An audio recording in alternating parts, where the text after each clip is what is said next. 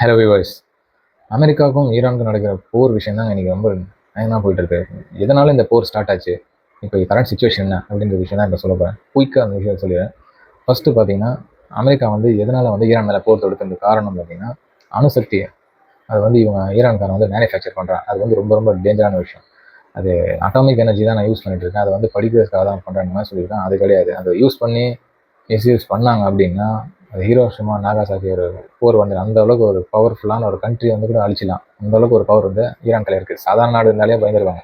ஈரான்கில் அணுசக்தி ஆயுதங்களை மேனுஃபேக்சர் பண்ணுறாங்க. அதனால் அதை பண்ண வேணாக்கூடாது, அதை ஸ்டாப் பண்ணுங்க அப்படின்னு சொல்லிட்டு அமெரிக்காக்காரன் ஈரான்கில் சொல்லியிருக்கான். இல்லை, நான் அதெல்லாம் பண்ணுறதில்ல அப்படின்ட்டு இவர் ஷூவில் சொல்லியிருக்காரு ஈரானிய பிரசிடென்ட்.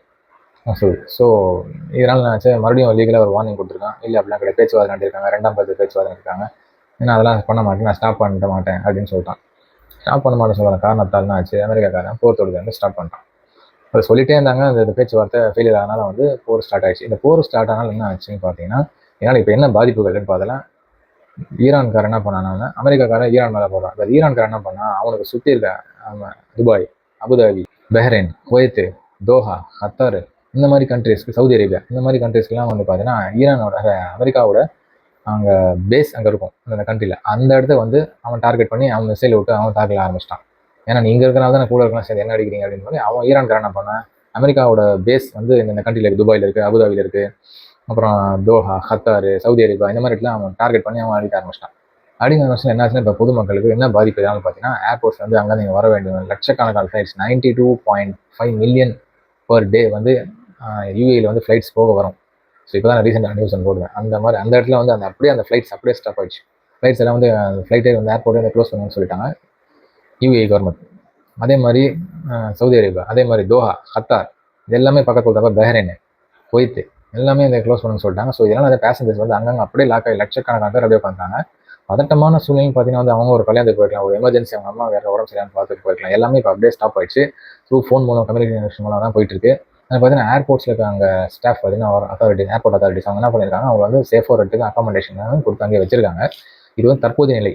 ஆனால் இது எத்தனை நாளைக்கு இன்னும் போர் தொடரும், எப்போ ஸ்டாப் ஆகுன்றது கொஸ்டின் மார்க்காக தான் இருக்குது. இது யாருக்குமே தெரியாது, மேலே இருக்க கடவுள் மட்டும் தான் தெரியும். ஏன்னா அமெரிக்காக்காரன் நான் உன்னை கம்ப்ளீட்லி நான் டெஸ்ட்ராய் பண்ண விட மாட்டேன்னு சொல்லிட்டான். நான் சொன்னது இப்போ கூட டைமில் நீ வெப்பன்ஸ் சரண்டர் பண்ணுறது, நான் உன்னை விட்டுறேன்றான். ஈரான்காரன் நான் அதெல்லாம் முடியாதுன்னு சொல்கிறேன். நானும் ஏதாச்சும் நான் பார்த்துக்கிறேன், நீ என்ன அடி, நான் உன்னை திருப்பி அடிக்கிற மாதிரி இவன் அடிச்சுட்டு இருக்கேன். எப்படி ஸ்டாப் ஆகுன்ற விஷயம் தெரியாது. இதனால் நமக்கு இந்தியாவுக்கு என்ன பாதிப்பு?